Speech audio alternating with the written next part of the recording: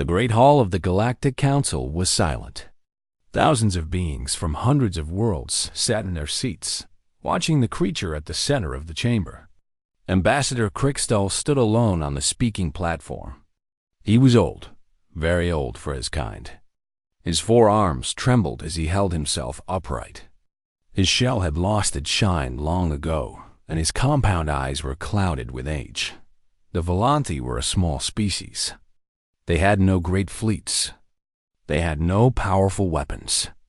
They controlled only 12 worlds in a quiet corner of the galaxy. For 10,000 years, the great powers had ignored them. The Volanthi were farmers, healers, and scientists. They were not warriors. They were not conquerors. In the cold mathematics of galactic politics, they were worth nothing, and now they were dying. Crickstall's voice was weak, but the translation systems carried his words to every corner of the vast chamber. He spoke of his homeworld star. The scientists had discovered the truth 18 months ago. The star was unstable. It would explode. There was no way to stop it. In 18 months, perhaps less, the Volanthi sun would become a nova. Everything within 3 light years would be destroyed. 2.3 billion Volanthi would die. Crickstall asked for help. He asked for ships to carry his people away. He asked for worlds where they could settle. He asked for resources to build new homes. His voice cracked as he spoke. This was not pride speaking. This was desperation. This was a father begging for the lives of his children. The council listened. Then, one by one, the great powers spoke. The Kethvoran Empire refused. They had no room for refugees. They had no ships to spare. Besides, what could the Volanthi offer in return? Nothing of value. The Relani Federation refused. Their worlds were already crowded. Their economy could not support billions of new mouths. They expressed sympathy, but sympathy did not save lives. The Torvax Collective refused. The Mandari refused. The Merchant Guild refused. Every species, every nation, every power in the galaxy looked at the dying Volanthi and calculated the cost. The calculation always came out the same. Helping the Volanthi would cost too much and gain too little. Crickstall stood alone as the refusals piled up around him like stones on a grave. His trembling grew worse. His old heart beat painfully in his chest. He had known this might happen. He had prepared himself for failure. But preparing for something and experiencing it were different things. Watching the galaxy turn its back on his people was like watching them die, one refusal at a time. The council chairman raised his appendage to call for adjournment. The matter was closed. The Volanthi would receive no help. Their fate was their own. Then a voice spoke from the human section. Wait. The single word cut through the chamber like a blade. Every eye turned toward the human delegation. They were a young species, these humans. They had only been part of galactic civilization for 300 years. They were clever, certainly, adaptable, surprisingly resilient. But they were not powerful. They were not rich. What could they possibly offer? Ambassador Elena Vasquez stood. She was a small woman with dark hair and sharp eyes. She wore the simple uniform of Earth's diplomatic corps. There was nothing impressive about her appearance. But something in her voice made beings listen. Earth will accept the Volanthi refugees, she said. All of them. Silence. Complete and total silence. Then, slowly, laughter began to spread through the chamber. The Kethvoran representative laughed loudest. His booming voice echoed off the walls. All of them? He said, 2.3 billion? Ambassador, your species barely has the fleet capacity to move a fraction of that number. Your economy cannot support such a burden. You would bankrupt yourselves. You would destroy your own civilization trying to save theirs. Elena Vasquez did not smile, but something in her eyes changed. Something old and fierce and patient. We remember our debts, she said. The laughter died. A new silence fell, different from before. This silence was confused. What debt could humanity possibly owe to the worthless Volanti? Cricksteel's clouded eyes widened. His trembling stopped. He stared at the human ambassador as if seeing a ghost. "You remember," he whispered. "After all this time. You remember." Elena Vasquez nodded. "We remember everything." She turned to address the full council. Her voice was calm and clear. 300 years ago, humanity faced extinction. A plague called the Scourge swept through our colonies. Billions died. Our medicine could not stop it. We sent pleas for help to every species we had contacted. We begged for aid. We offered everything we had. Her eyes swept across the chamber, meeting the gazes of species who had been present 3 centuries ago. No one came. The Scourge was too dangerous, you said. The quarantine must be maintained, you said. Helping humanity was too risky, too expensive, too pointless. We were a young species. We had nothing to offer. We were not worth saving. The chamber was utterly still. Many of the older species remembered. They had made those calculations themselves. But one ship came, Elena continued. One small medical frigate. It came from a species with no great fleet, no powerful weapons, no vast resources. The Volanti sent their last research vessel through the quarantine. They brought the cure. They saved humanity, and it nearly destroyed them. The cost of that mission bankrupted 3 of their worlds. The sanctions from breaking quarantine crippled their economy for 50 years. She looked at Cricksteel. The old ambassador had tears running from his compound eyes. The Volanti gave everything to save strangers, Elena said. They gained nothing.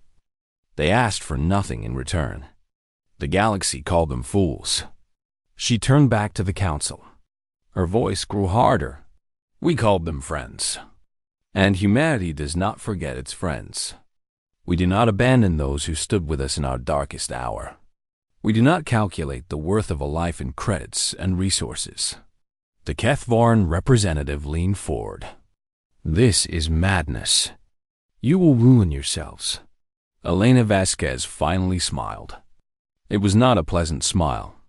It was the smile of a species that had clawed its way up from extinction, that had survived when no one expected them to, that had learned lessons the galaxy had never taught. Perhaps, she said, but we will do it anyway. Because 300 years ago, when humanity was dying, one species decided that saving strangers was more important than profit. They showed us what it means to be truly civilized. Now it is our turn. She extended her hand toward Cricksteel. Elder Ambassador, on behalf of Earth and all human worlds, I offer you sanctuary. Your people will not die. We swear it on the memory of every human the Volanti saved. Cricksteel took her hand in his 4 trembling arms. He could not speak. 3 centuries of waiting, of wondering if anyone remembered the sacrifice his ancestors had made. 3 centuries of doubt. The humans remembered.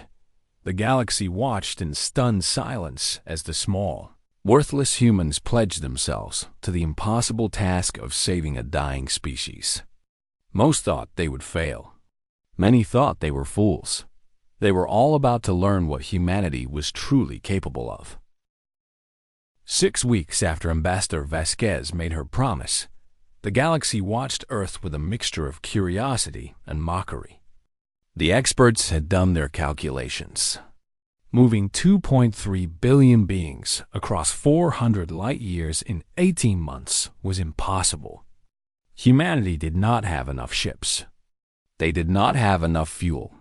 They did not have enough food, water, or medical supplies. The mathematics was clear. The humans had made a promise they could not keep. The experts were about to be proven. Wrong. Admiral James Okonkwo stood in the command center of Luna Base, Earth's largest military installation. Screens covered every wall, showing ship movements, resource allocations, and communication channels from across human space. He had not slept in 3 days. None of his staff had slept either. There was too much to do. They called the operation Homecoming. It was the largest mobilization in human history. And it was only beginning. The first ships to answer the call were military vessels. The United Earth Fleet diverted every transport, every cargo ship, every vessel that could carry passengers. Warships were stripped of weapons to make room for refugees. Training exercises were canceled. Border patrols were reduced to skeleton crews. The fleet that had taken centuries to build was being repurposed for a single mission. But the military ships were not enough. Not even close. Then the civilians began to respond. On Mars, a shipping company called Redline Transport announced they were donating their entire fleet of cargo vessels.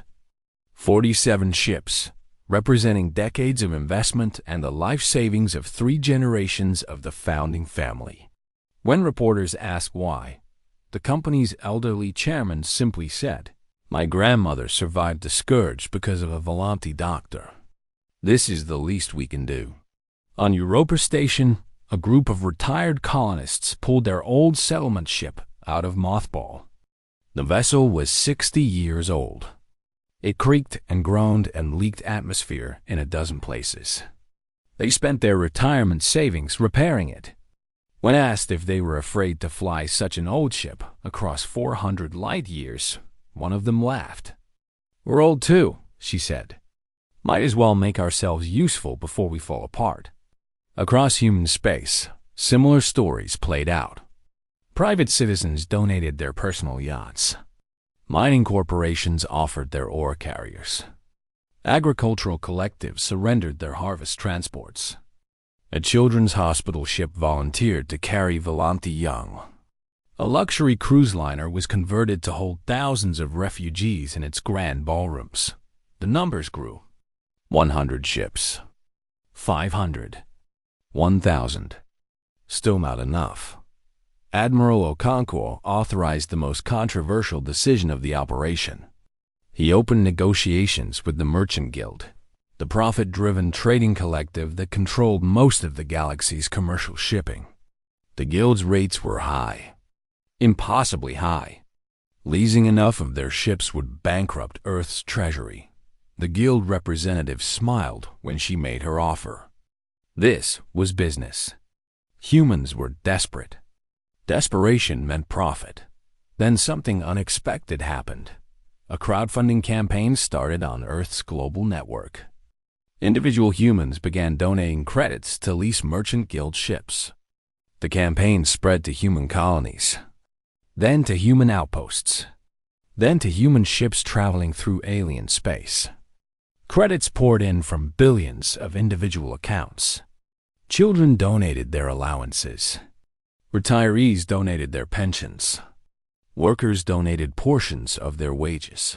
Within 2 weeks, the campaign had raised enough to lease 300 Merchant Guild transports. The guild representative stopped smiling. She had dealt with many species. She had seen greed, desperation, and manipulation. She had never seen anything like this. Billions of individuals, most of whom would never meet a single Volante, were giving their personal wealth to save strangers. It made no economic sense. It defied every model of rational behavior the guild used.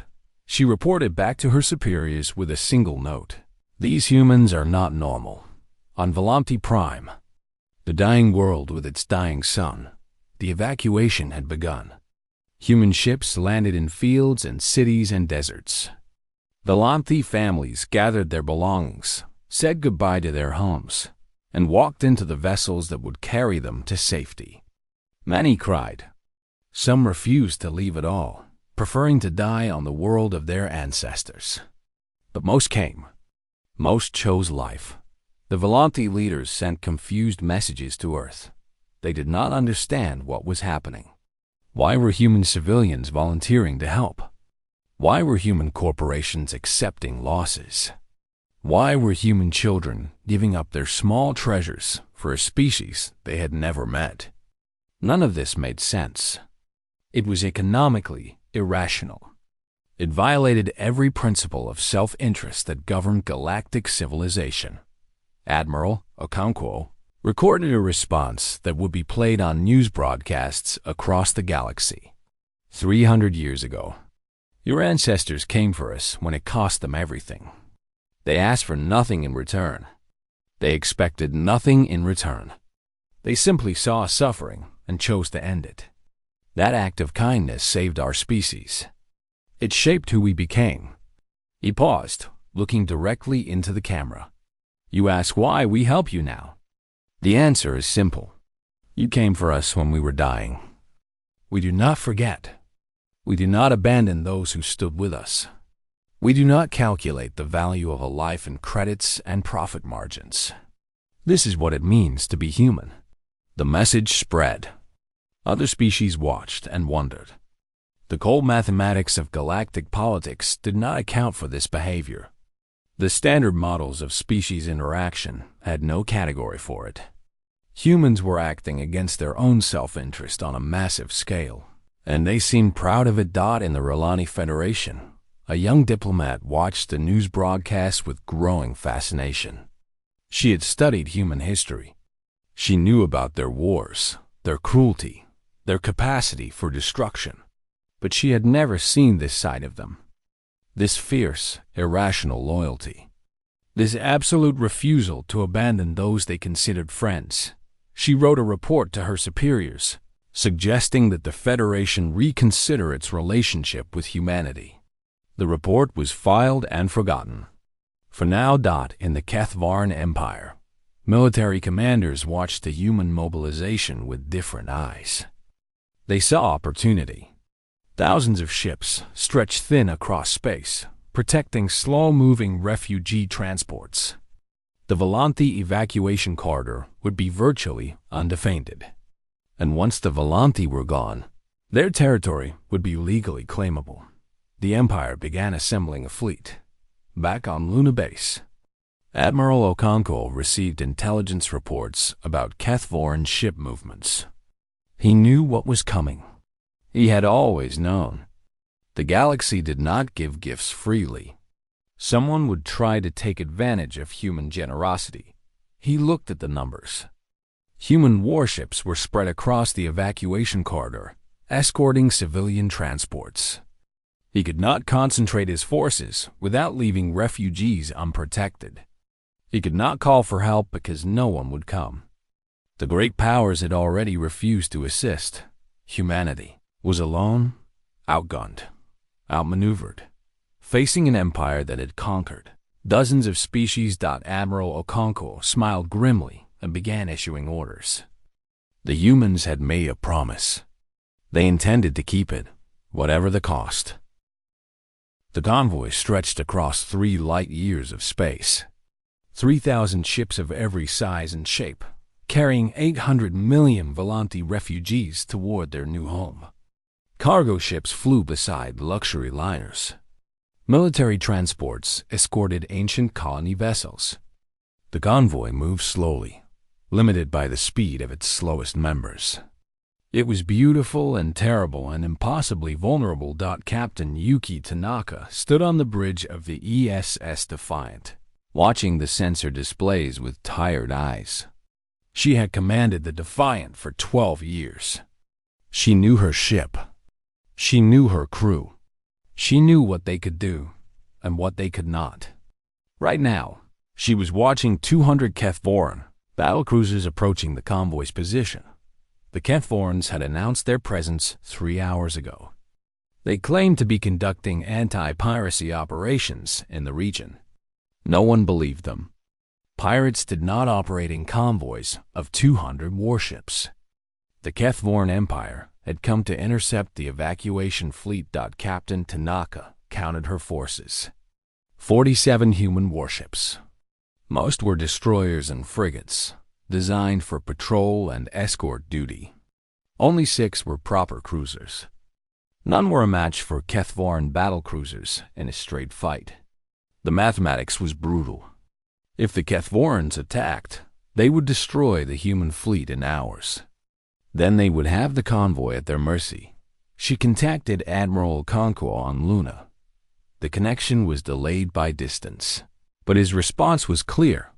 "Hold the line, Captain. Do not fire first. Do not retreat. Those refugees are under our protection." "Admiral," Tanaka said carefully, "we cannot win this fight." "I know." Okonkwo's voice was heavy. "Hold anyway." Tanaka closed the channel. She understood.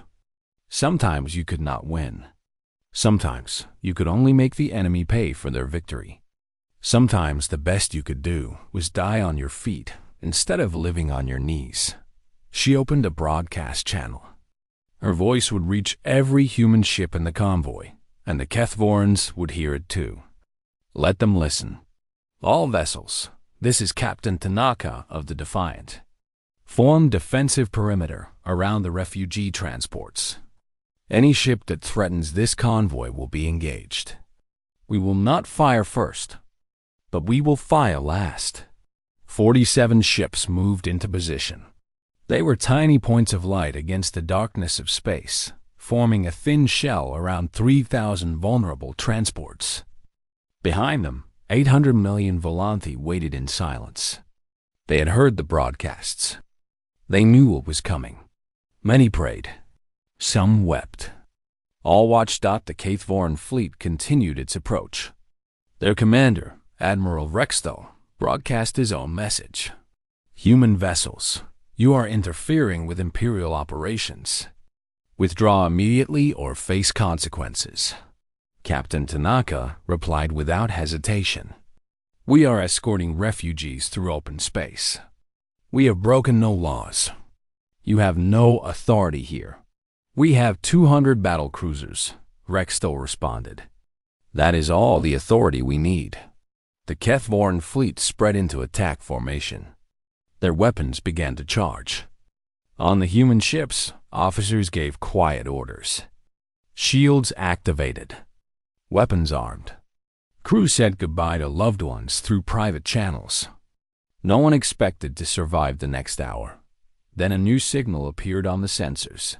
12. Relani cruisers dropped out of hyperspace on the convoy's flank. They were old ships, not first-line military vessels, but they were armed and crewed and ready to fight. Their commander broadcast on open channels. "Relani Federation vessels reporting. We are here to provide humanitarian escort for the refugee convoy." Captain Tanaka stared at her displays. She had not requested assistance. The Relani had refused to help at the council meeting. What had changed? More signals appeared. 20 Torvax collective ships arrived, mainly medical vessels and support craft. Their commander was brief. "The collective offers assistance." A lone vessel emerged from hyperspace, ancient and massive. It was a Mindari dreadnought, a relic from wars fought before humanity existed. The Mindari were isolationists who had not involved themselves in galactic affairs for centuries. Yet here they were. The Kethvoran fleet slowed its approach. Admiral Vrextol demanded explanations from the new arrivals. The Relani commander answered for all of them. "We have watched the humans these past months. We have seen their civilians volunteer. We have seen their corporations sacrifice profit. We have seen their children give their savings to save strangers.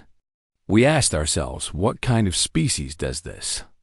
What kind of beings remember a debt for 300 years and repay it with everything they have?" The commander paused. "Then we asked ourselves a harder question. If this is what humans do for a species that helped them once, long ago, what kind of allies would they make? What kind of friends? And what kind of enemies would we make of ourselves if we stood by and watched them die?" Silence on all channels. "We did not help the Volanthi before," the Relani commander continued. "That was our shame. But we can help the humans now. And perhaps, through them, we can begin to understand what they understand. That some things are worth more than profit. That some debts are paid with blood and sacrifice. That the measure of a species is not what they can take, but what they will give. The Mindary dreadnought broadcast a single sentence in its ancient language. The translation systems rendered it simply, "We remember honor." Admiral Vrextal faced a new calculation.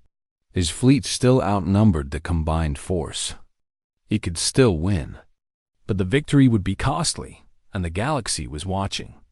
Every species with access to communications was observing this moment.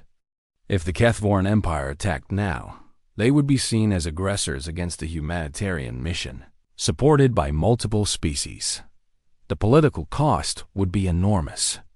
The military cost might be acceptable, but the diplomatic cost could cripple the Empire for decades. Vrextal made his decision. The Kethvoran fleet withdrew. On the Defiance Bridge, Captain Tanaka allowed herself to breathe. Her crew was cheering. Across the convoy, Human and Volanti and Rolani and Torvax and Mindari celebrated together. They had faced impossible odds and survived, but Tanaka knew the truth. They had not won because they were strong. They had won because others had chosen to stand with them. Because human actions had inspired alien species to reconsider their own choices. Because a single act of stubborn, irrational loyalty had changed the calculations of beings who had never considered such things. She recorded a message for Admiral Okonkwo. "The line is held, Admiral, but not by us alone. Something is happening out here. Something the galaxy has not seen before. I do not know what it means, but I think it matters." On Luna Base, Okonkwo read the report with wonder. Allies had appeared from nowhere. Species that had refused to help were now fighting beside humanity.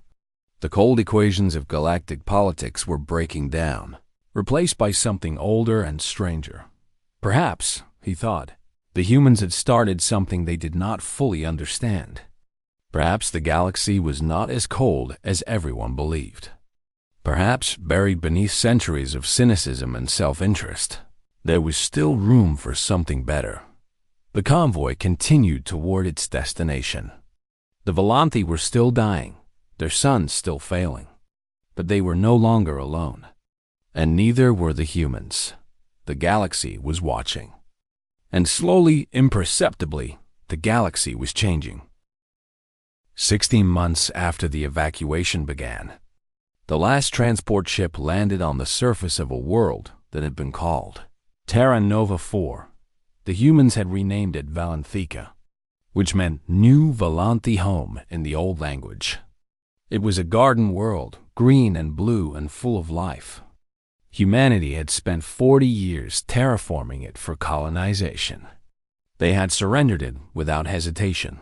Elder Crickstal stepped off the transport ship and placed his 4 feet on alien soil. He was the last Volanthi to leave the dying homeworld. He had stayed until every child, every elder, every citizen had been evacuated. Now, finally, he allowed himself to hope that behind him, 2.3 billion of his people had already arrived. They were building cities and farms and schools. They were planting gardens and raising children and beginning new lives. The Volanthi had been saved. Against all odds, against all predictions, against all the cold calculations of galactic politics, they had survived. The cost to humanity had been enormous. Earth's economy was strained to breaking point. Military readiness had dropped to dangerous levels. Political opponents called the evacuation the greatest waste of resources in human history. They demanded accountability. They demanded punishment. They demanded that such foolishness never be repeated. Ambassador Elena Vasquez ignored them all. She stood beside Crickstal as he surveyed his people's new home. She was tired. She had not rested properly in over a year. The stress had aged her visibly. But she was smiling. "It is beautiful," Crickstal said. His voice was stronger now, no longer trembling with age and despair. "You have given us a paradise." "You gave us our lives," Elena replied. "This is nothing compared to that. This is everything." Crickstal turned to face her. His compound eyes were clear for the first time in decades. You do not understand what you have done. Not truly. My people have studied your species since we first saved you from the scourge. We knew you were different. We knew you formed bonds more quickly and more deeply than other beings. But we did not understand what that meant. He gestured at the world around them. Ships were still landing. Human and Volanti workers were building structures side by side. Children of both species played together in the grass, not yet old enough to understand the barriers that divided the galaxy. Other species would have forgotten us, Crystal continued. 100 years, perhaps 200, and the memory would fade. Self-interest would return. The debt would be calculated and found too expensive. This is normal. This is rational. This is how the galaxy works. He placed one of his 4 hands on Elena's shoulder. But you remembered for 300 years. Generations of your people, who had never seen a Volanti, who had no personal reason to care, taught their children about our sacrifice. They passed down the debt like a sacred trust. And when the moment came, they honored it without hesitation. This is not rational. This is not normal. This is something the galaxy has never seen. A crowd was gathering. Volanti citizens approached from the nearby settlement.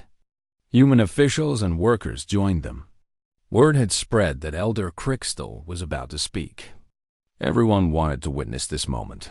Crystal raised his voice so all could hear. I am the last elder of Volanti Prime. I carry the authority of our ancestors, the traditions of our people, the memory of our history. What I do now, I do in the name of every Volanti who has ever lived. He turned to face the crowd fully. His 4 arms spread wide in a gesture of absolute openness and surrender. I speak now the oath of eternal binding. It has not been spoken in 10,000 years, not since the Volanti unified as one people. It is the most sacred promise our species can make. It cannot be taken back. It cannot be forgotten. It will bind our people for as long as we exist. The Volanti in the crowd gasped. Many dropped to their knees. They knew what this oath meant. It was not simply a promise of gratitude. It was something far deeper, far more permanent. Crystal spoke the ancient words. Your children are our children. Your enemies are our enemies. Your future is our future. Where you go, we follow. Where you stand, we stand beside you. Your joys are our joys. Your sorrows are our sorrows. From this moment until the stars grow cold, the Volanti are bound to humanity. This is our oath. The universe itself shall witness. He knelt before Elena Vasquez. We give ourselves to you, not as servants, not as subordinates, as family, as one people in 2 forms. What you built for us, we will build for you. What you gave to us, we will give back 1,000-fold. This is the Volanti way. This is our answer to your gift. Elena was speechless. She had expected gratitude. She had expected friendship. She had not expected this. The weight of the moment pressed down on her. 2.3 billion beings had just sworn eternal loyalty to her species. It was too much. It was too heavy. We didn't do this for repayment, she finally managed. We did it because it was right. Because you saved us once. Because you deserve to live. Crystal looked up at her with ancient eyes that had seen centuries pass. And that, he said quietly, is precisely why we give everything. Any species can honor a debt for profit. Any species can remember kindness when it benefits them. But you remember when there was no benefit. You sacrificed when there was no gain. You chose compassion over calculation, loyalty over logic, love over mathematics. He stood and took her hands in his. The galaxy operates on self-interest. It has done so for millions of years. Species rise and fall, empires come and go, and through it all, beings ask the same question. what can I gain? You asked a different question. You asked, what can I give? And in doing so, you showed us that the galaxy does not have to be cold. It does not have to be cruel. There is another way. He turned to address the full crowd, human and Volanti together. Today, we are one people. Today, we begin a new chapter in the history of the galaxy. Let other species watch and wonder. Let them see what happens when compassion replaces calculation. Let them witness the birth of something that has never existed before. The crowd began to cheer. Human voices mixed with Volanti voices in a sound that had never been heard before. Children laughed and ran through the grass, not caring that some had 2 legs and some had 4. Workers embraced across species lines. Tears flowed freely from compound eyes and human eyes alike. Elena Vasquez stood at the center of it all, feeling the weight of history pressing down on her. She had done something impossible. She had changed the galaxy, and she had no idea what would happen next. But for now, in this moment, on this world that humans had built and Volanti now called home, she allowed herself to feel something she had not felt in a very long time. Hope. Far away. Across the galaxy, other species watched the broadcasts from Valentica. They saw the oath. They heard the words. They witnessed a bond being formed that defied everything they knew about how the universe worked, and some of them began to wonder if perhaps they had been wrong about everything. 5 years had passed since the evacuation. The Galactic Council chamber was filled once again, but everything had changed. The balance of power that had governed the galaxy for millennia was shifting. Old empires watched nervously as new alliances formed. And at the center of it all stood humanity. The Human-Volanti alliance had become something unprecedented. Volanti biotechnology combined with human industry had produced miracles. Ships that healed themselves. Weapons that never malfunctioned. Medical treatments that cured diseases thought incurable. What would have taken other species decades to develop, the alliance achieved in years. 2 peoples working as one had become greater than either could have been alone. But technology was not the most important change. Ambassador Elena Vasquez walked through the corridors of the council station, and being stepped aside to let her pass. Not from fear, from respect, from something approaching wonder. She had become the most influential diplomat in the galaxy, not through threats or manipulation, but through something far stranger. She had kept her word. In the council chamber, the Relani delegation had formally requested partnership with humanity. Their ambassador spoke of the battle at the evacuation corridor, when Relani ships had arrived to stand beside humans against the Kethvoran fleet. We asked ourselves what kind of allies we wanted, the ambassador said. We asked ourselves what kind of species we wanted to become. The humans showed us a different way. We wished to learn it. The Devax Collective followed with their own proposal. Cultural exchange programs, joint research initiatives, economic integration that had never been attempted between such different species. They did not ask for advantage. They asked for connection. Even the Mindari, isolationists for 1,000 years, sent representatives. They spoke little, but their presence said everything. The ancient dreadnought that had appeared at the evacuation corridor had returned home with stories. Stories of humans who fought for strangers. Stories of a species that kept 300-year-old promises. The Mindari wanted to understand how such beings could exist. The Kethvoran Empire watched these developments with growing alarm. Their influence was fading. Species that had once feared them were now seeking human partnership. Trade routes were shifting. Alliances were reforming. The cold calculations that had governed the galaxy for so long were being replaced by something they did not understand. Admiral Vrextel, who had commanded the fleet that nearly attacked the evacuation convoy, demanded answers from the council. What is happening? He shouted. What have the humans done to you all? This is madness. This is weakness. Species should act in their own interest. That is the natural order. That is how civilization survives. The chamber fell silent. All eyes turned to the human delegation. Elena Vasquez stood. She was older now, gray appearing in her dark hair, lines deepening around her eyes. But her voice was strong and her gaze was steady. Admiral Rextal asks what we have done. The answer is simple. We remembered. She stepped forward, her voice carrying to every corner of the vast chamber. For 10,000 years, this council has operated on a simple principle. Power respects power. Resources for resources. Strength for strength. You measured the worth of a species by what could be extracted from them.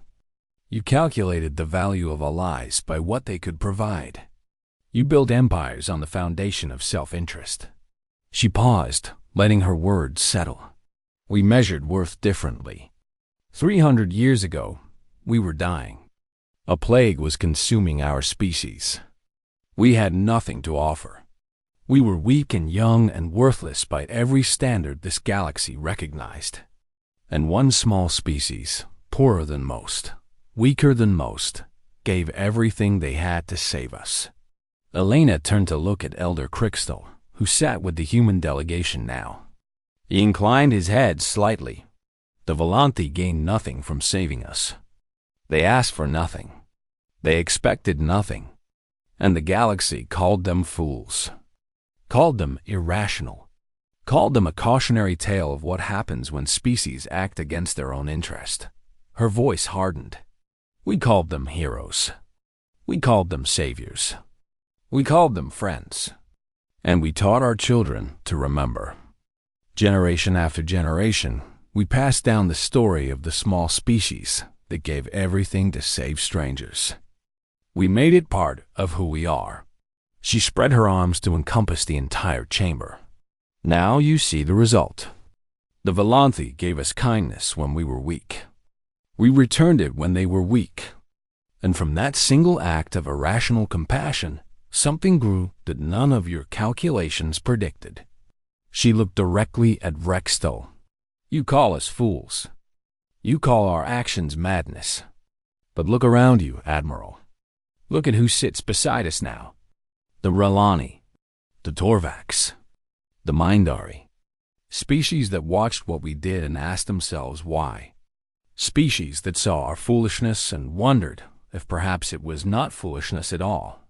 Her voice softened, but somehow became more powerful. A favor to humanity is never wasted. We are not a transactional species. We do not forget kindness. We do not abandon friends. We do not calculate the value of a life in credits and strategic advantage. We remember. We return. And we will always, always come for those who came for us. The chamber was utterly silent. The rest of you have a choice to make. You can continue operating as you always have. Self-interest above all. Calculation before compassion. Perhaps that will work for you. Perhaps you will survive and prosper in the old ways. She smiled slightly. Or you can try something different. You can remember kindness when it would be easier to forget. You can help strangers when there is no benefit. You can choose connection over calculation, loyalty over logic, love over mathematics. It is harder. It is riskier. But it builds something that self-interest never can. She gestured to the alliance members surrounding her. It builds trust. Real trust. The kind that lasts for centuries. The kind that makes species willing to die for each other. The kind that creates bonds no calculation can predict or understand. Elena Vasquez looked across the stunned faces of 100 species.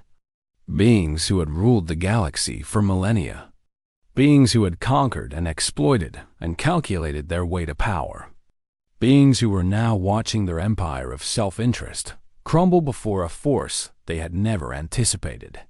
We did not plan this, she said quietly. We did not scheme to change the galaxy. We simply kept a promise. We simply remembered a debt. We simply chose to be the kind of species that the Volanti believed we could be 300 years ago when they risked everything to save strangers. She returned to her seat. That is what humanity has done.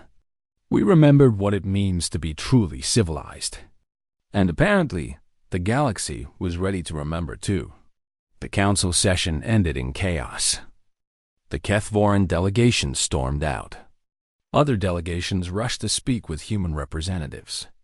The political landscape of the galaxy shifted in real time, alliances forming and dissolving in moments.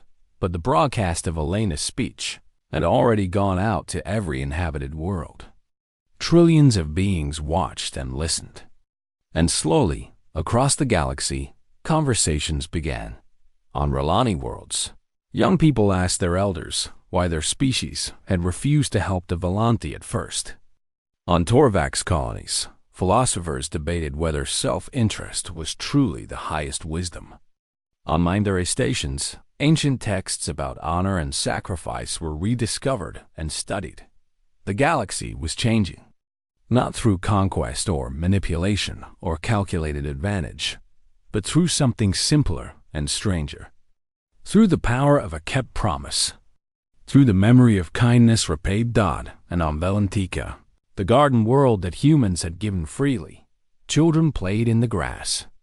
Human children with 2 legs ran beside Volanti children with 4.